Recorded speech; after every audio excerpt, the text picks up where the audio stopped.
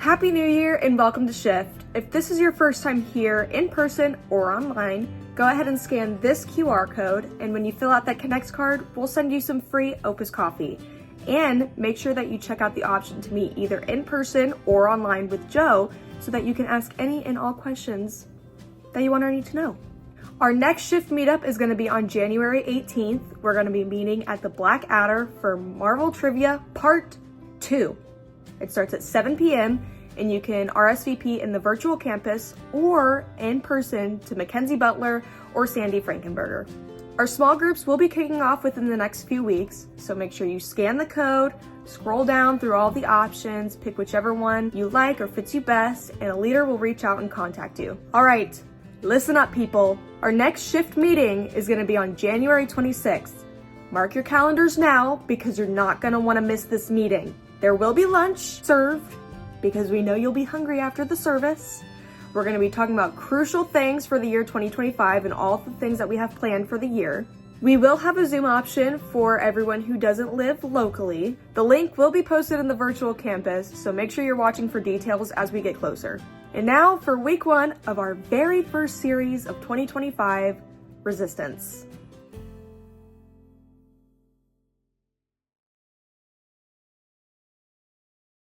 For anything, I want to say, I want to tell,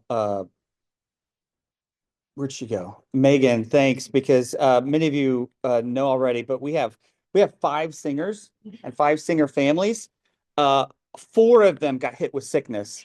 And so Meg stepped up big time. And, you know, when you're normally like one of the backup singers and all of a sudden at the last second, you're thrown into the lead, that kind of throws you off, and you did great. So thank you very much. Yeah. Yes. Thank you. Yeah, it is good to be back together after, you know, the holiday break, and I hope that your holiday season was exactly what you needed it to be. Ours was great. We got to go up to Missouri, where we're from, and we got to spend a ton of time with our parents and siblings and extended family and all this stuff, and we ate way too much food, and calories don't count on vacation. If you're in a different area code, they don't count. So we laughed a ton, and we had just the absolute best time. And but the icing on the cake was we got to spend just a lot of time with our daughter Jenna, who lives up there, and that was excellent. It was a wonderful way to end 2024 and kind of gear up for 2025. And as we transition from one year to the next, we are in this liminal space of what was and what will be, a symbolic kind of turning of the page, if you will. And each year I spend some time like praying and meditating, contemplating about what we should focus our time together as a faith community. And there was one word that kept popping up over and over and over, and it's the word resistance. And the simplest definition that I found is this: the refusal to accept or comply with something, the ability not to be affected by something, especially adversely. Everything that we do, everything that we talk about, even our podcast Shift Happens, will center around this one singular idea: resistance. How do we resist dehumanizing others? How do we resist the growing polarization? How do we resist cruelty and apathy, self-righteous anger? So we're scrapping all the things that we typically do through the year, and reworking it all to center around this idea of resistance. For example, normally in February, we do a series called Taboo. Not this year. Normally on our 5th Sundays, we would dismiss to do serve days. This year, we're not going to do that in the same way. Instead, we're going to host meals here where we can foster community. And we will focus on what we focus on. Out there will not determine what we do in here. Understanding that what we do in here will prepare us, empower us, and encourage us for whatever is waiting for us out there. And here will be a refuge, a resistance. And like any new endeavor begun, it is crucial that we commit to doing this together. I said this all the time when back in my personal training days: starting any new habit, starting any new thing is like uprooting an old oak tree and planting a sapling in its place. With the oak tree, you could just do whatever you wanted, right? It was there. it needed no attention for it to continue to be there. You could just go about your days doing whatever you wanted to, and the oak tree was there. No worries. The sapling, though, that's a different story. That sapling will not survive if you don't water it, if you don't pay attention to it. This is why between 80 and 90% of all New Year's resolutions are over by the beginning of February. You will never rise to the level of your goals. You will always fall to the level of your structures. Let me repeat that. You will never rise. This is anything, spiritual or not. You will never rise to the level of your goals. You will always fall to the level of your structures, which is why I am challenging you to commit to walking this path together. That if you're in town, make the gathering a priority. But, and that's a big but, not to the point of unhealth. And you know where your line is, all right? You know that line for you, and you know that us keeping attendance is not a thing here. So listen to your body and follow that line for you. If you're not in town or if you live elsewhere, if you're online, then gather online. If you don't already have a reading of some sort that you do to help keep you grounded, get in our Facebook virtual campus. I post a daily reading there every morning. Jump in there to follow that along. Listen to our podcast. I have the most amazing guests lined up for this upcoming year, all focusing on different aspects of resistance. Build your new structure to help resist the chaos of the coming year. And doing that is always easier when you have a group of like-minded people walking with you. So with that being said, the next 5 weeks, we're going to be talking about 5 specific ways which we will resist all of the things I mentioned a moment ago. Next week, we're going to be talking about full inclusion and what that actually looks like. Week 3 is holistic justice. Week 4 is creating a deep and wide spiritual formation. And our final week is one of the things that I am working the hardest on, and that's having a gracious posture. And today, week 1, we start with our foundation, the way of Jesus. But before we do, if you're comfortable, I invite you to close your eyes and take a few deep cleansing breaths in through the nose and out through the mouth, filling those lungs from the bottom to the top. And if you need to during this exercise, you can always return to your breathing. And as you do, allow your body to relax and your mind to go where it needs to. And I'll gently encourage you to lay down whatever came before this and to keep whatever is coming next for next. Focus on right now.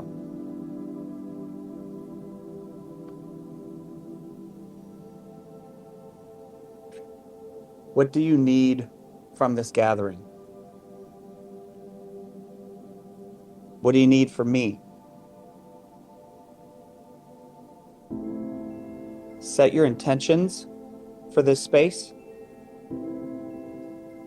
And as we walk through this together, take note of the things that stand out to you, that resonate with you. And when those things come to the forefront or the surface, meet them with love and curiosity and not with judgment.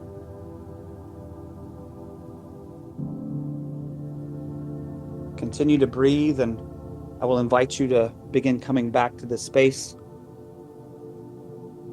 Take a few more deeper diaphragm breaths. And when you're ready, I invite you to open your eyes.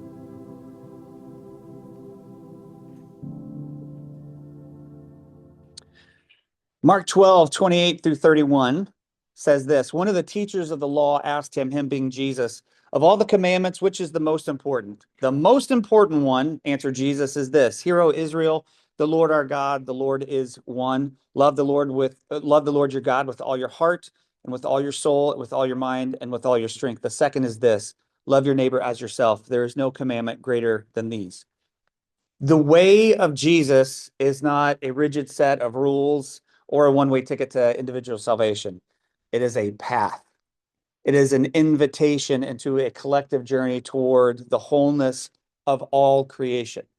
And so this way of Jesus, this Christianity, is not a declaration, it's a way of living. And this is what it means when scripture refers to us being saved or working out our salvation. To walk this path is to embrace a faith that is deeply personal and yet profoundly communal. And so Jesus tells us that the greatest commandments are to love God and to love our neighbor as ourselves. And these two loves are inseparable. Loving God means loving our neighbor. Loving God means loving what God loves, ourselves, our neighbors, the earth, even those we find difficult to love. And our responsibility as followers of Jesus is not to seek just our own flourishing, but to ensure that our neighbors flourish too. That is the true definition of love. If how you love your neighbor does not produce flourishing in their lives, then what you're doing is not love. And it doesn't matter what verses you quote or what phrases you parrot. If your actions do not produce flourishing for those around you, it's not love. Now, hard left turn here. There's no transition. One of the worst parts about growing up in church were the altar calls. Now, to be fair, there were lots of really good things about growing up in the church. My youth group was awesome. We had a ton of fun. VBS was a blast at my church. We had this. Is anybody old enough to remember bus ministries? Where churches would have buses and they would go around the neighborhoods and pick up the kids in the neighborhoods. Anybody old enough to? Yeah, okay. So we did that, and we would have like 150 kids from the neighborhood just show up, and it was always so much fun. I loved it. We had these church potlucks. Listen, I grew up Baptist. There's a lot of stuff with that, but Baptist church ladies know how to cook. All right.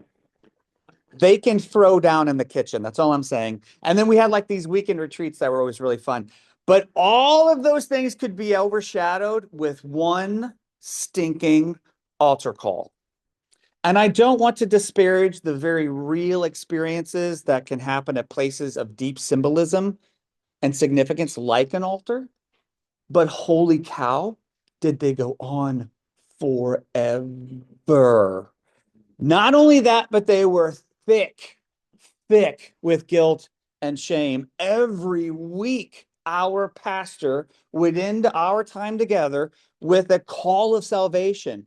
And it was, oh my gosh, it was like, bro, you're talking to the same people you've been talking to for years. We're all saved, man. Who's coming forward? However, there was one place that topped them all: church camp. Church camp. Oh my gosh. And the camp leaders, mostly these old white guys, they were expert manipulators. Expert manipulators. And they used all the tools to create these really intense emotional experiences where I was at the center of those experiences. It was my sin. It was my place on the cross, my damnation or my salvation. And that was the gospel. It was about me. I can't tell you how many times I got saved. Countless, countless times. And if it didn't happen through the school year, you can bet, I can guarantee you it happened every night at church camp. I got saved. And this is what modern Christianity has reduced salvation to: an individual transaction, personal sins forgiven, personal heaven assured. But in the Gospels, salvation is not merely personal, it's communal. When Jesus heals, it restores the individual to their community. And when he teaches, it's about building a just society. Consider the parable of the Good Samaritan found in Luke chapter 10. Salvation in this story is not about avoiding sin, it's about crossing boundaries. It's about taking risks, about loving sacrificially. And salvation happens when the Samaritan lifts up the wounded man, when healing flows between neighbors. Or take the story of Zacchaeus. Salvation comes to his house when he rights all the wrongs he committed against his neighbors, when he repays all that was stolen and he makes restitution. As Archbishop Desmond Tutu once reminded us, my humanity is bound up in yours, for we can only be human together. This is why Jesus taught his followers how to pray. to pray our Father rather than my Father. Give us our daily bread rather than give me my daily bread. Lead us not into temptation and not lead me. Deliver us, not deliver me, us. And this means that our belonging to God is not complete until we recognize our belonging to one another. So what does it look like? What does it look like to walk the way of Jesus today? I think it looks like a reclaiming of a vision of faith where individual actions serve the good of the whole. Our work. Do we use our time and energy to serve only ourselves, or do we labor in ways that lift up our coworkers? In our communities, do we see marginalized as somebody else's problems, or do we embrace Jesus' call to serve the least of these? In our relationship with the earth, do we live as though the resources of creation are ours to exploit, or do we honor them as sacred gifts? Now, let's be brutally honest here because our culture loves virtue signaling, right? But let's be really honest here. It's impossible. It is impossible for us to untangle ourselves from the global injustice of our collective economic policies. It just is. Unless you want to go completely off the grid. And even then, we live in a system of plantation capitalism. And what I mean is this. Most of us need cheaper goods and services, right? And the only way for that to happen in the system that we exist in is that someone, somewhere, is either making slave wages or is actually, in fact, enslaved to produce those cheaper goods and services. Our clothes, our food, our phones, all made on the backs of the poor and impoverished. The fact that we are talking about our food service industry being crippled if there's a mass deportation is a condemnation on the food service industry itself. How is it possible that we have built a system that cannot run without the exploitation of undocumented people? That's the reality of our world. And I don't know the answer to dealing with that. I don't have an answer for you. I can't change anything beyond my control. And even with that, there are still things that I cannot control. So here's my suggestion. Do your best. Do your best. Do your best to live as Christ-like as possible in our modern world as you can. We're not responsible for the system that we find ourselves in. Don't hear me. There are things that we can do and should do to change that as best as we possibly can. And I'm not telling you not to do that, but we're not responsible for the system we find ourselves in. We are only responsible for the way that we live within that system. Do your best. And the truth is that walking this path of Jesus is not easy. It's going to require humility. It's going to require courage. And it's going to require perseverance. But we're not alone. As Jesus says in Matthew 28:20, surely I am with you always to the very end of the age. We are empowered by the Spirit working within us and among us.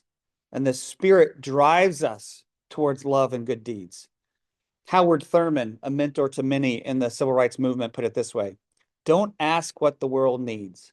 Ask what makes you come alive and go do it, because what the world needs is people who have come alive.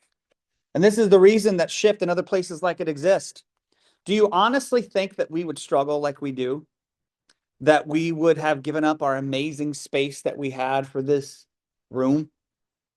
That we would hustle like we do if this were the easy way that we get accused of so often? The only reason we have to do all of those things is because we're following the Spirit's call, because we are doing what makes us come alive, following Jesus into those places with those people. Recently, I got a text message from someone dealing with family that vehemently opposes who they are. And I won't go into any details because I want to make sure I protect their identity. But I had the immense honor of walking with them after a horrendous conversation that they were subjected to. They were denied who they are by the very people who should love them the best. And I got to be with them after that. Like, I get to do that.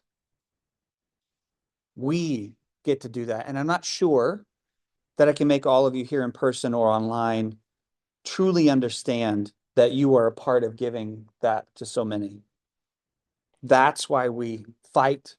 That's why we claw and scrimp and save, because places like this bring life to people and people to life. This is the narrow path. This is the narrow way that leads to life, because we are choosing to treat others the way that we want to be treated, with love and respect and dignity and autonomy. When we walk the path of Jesus, we live fully alive. And when we live fully alive, we give other people permission to live fully alive. Now, I don't want to talk politics. I'm not going to. That wasn't like a segue into being like, just kidding. I don't want to talk politics. I have not fully engaged with that since before Christmas, and it's been really nice. It's been really nice. Our house is a he who shall not be named free zone. And I will re-engage with the news in this next year at some point. Now, notice I will engage with the news, not the media.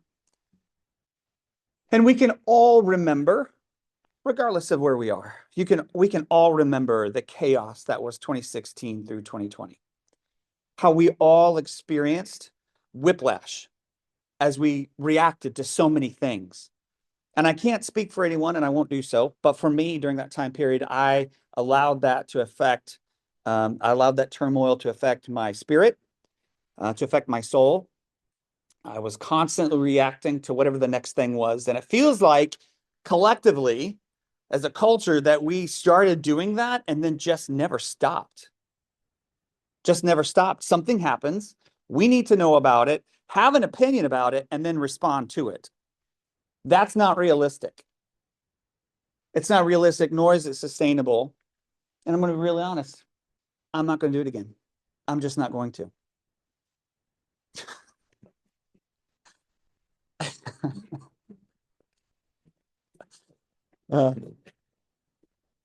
For those online, my wife just responded. She's not wrong. One of the most overlooked, but most important forms of resistance is guarding your peace. Guarding your energy in this political chaos is not selfish. It is sacred. Protecting your peace is an act of resistance. You don't have to attend every outrage that you are invited to. And resisting the chaos of our political moment begins with protecting your heart and mind. And Jesus did this so much.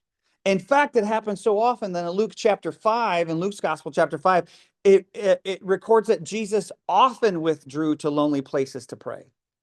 Of course, Jesus went off by himself to pray, but don't over spiritualize that. If Jesus was fully human, he just needed some time alone. He needed some space to be by himself. He needed to recharge, needed to protect his peace. Think about it. Everything around Jesus was chaotic. Hordes of sick and dying people, religious leaders constantly trying to entrap him, disciples always vying for his attention, the lost and the lonely, all needing guidance, all of that surrounding Jesus 24/7.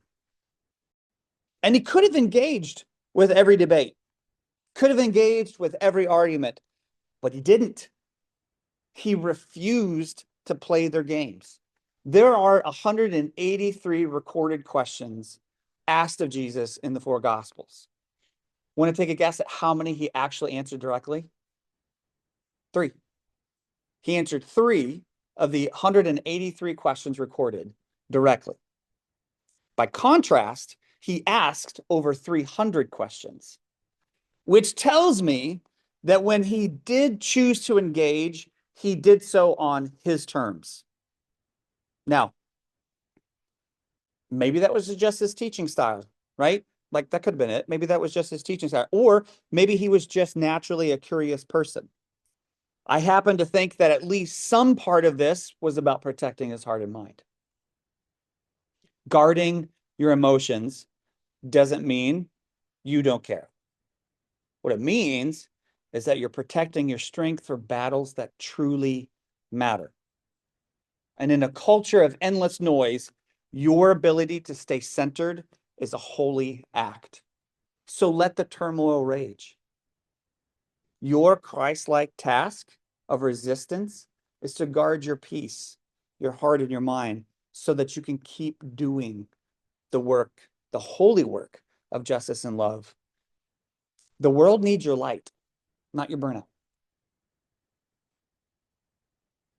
So when we live the way of Jesus, which is grounded in love for God, for neighbor, for ourselves, and for creation, we embody the hope that this broken world can be healed. And so today, this time together is just the beginning of our resistance. So if you're new, we end each gathering with a time of observation and reflection. And we do that to allow you the time to listen to your body and to listen to the Spirit. And so the band will come back up and play. So it's not an awkward silence. Lights were turned down to help kind of create a little bit of intimacy. And I'm going to ask you a series of questions to help guide this process. And then I will pray, and we'll have a time for any that are willing to take communion, which are those small cups in your seats, which, let me say, those are new cups of communion. So they're fresh.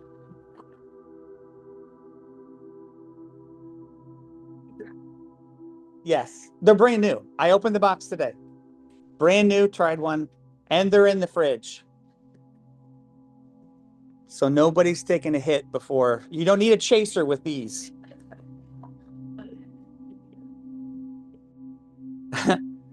And we do this each week as a reminder of something about the life teachings, death, and resurrection of Christ. And today, let it remind us of the path that he so lovingly walked out for us and to remain in his love as we walk the same path.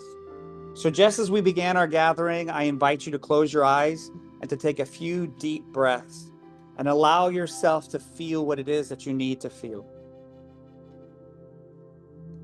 My first question is, what was it that you needed from me today? Needed from this gathering? Did those come to you? And if so, what are they saying? If not, why not? And what's that saying?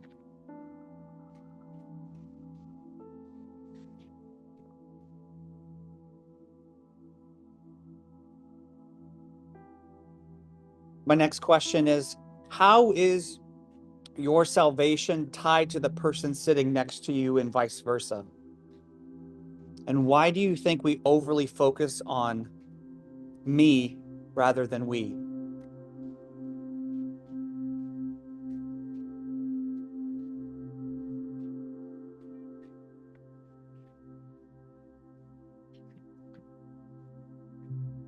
And my last question for you is this.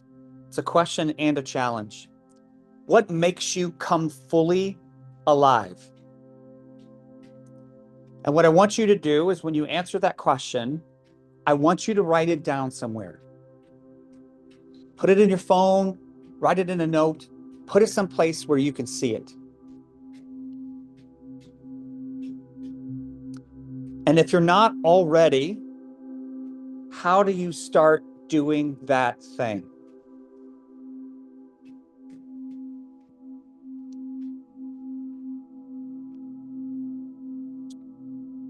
Let's pray.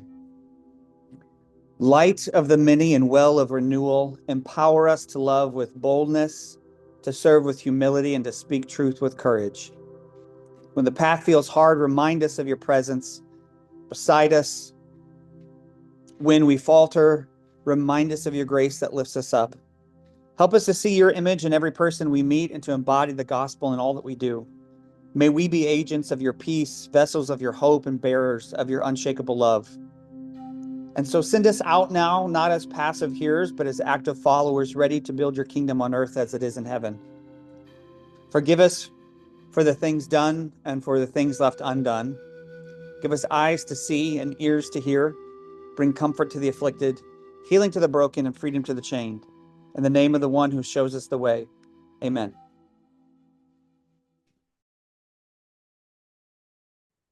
Hey, just real quick before we take off, don't forget, mark your calendars for that final Sunday, and we're going to be having a potluck with that meeting, that all shift meeting. That meeting is for anybody that wants to attend, where we kind of open the books and tell everybody, hey, this is what the finances look like. This is where the money went, where it's going to go. This is the things we got planned for the upcoming year. We're gonna the whole year's planned out, so it'll be every date that you need to know. We'll give that to you then, and it'll be in the virtual campus. If you're not in the virtual campus, it's on Facebook. Send us a message. We'll send you the invite. Just answer a couple of questions like you won't dehumanize others, and you'll be in there. And I'm going to put in a commercial. If you're a podcast listener, shift happens, people. All right.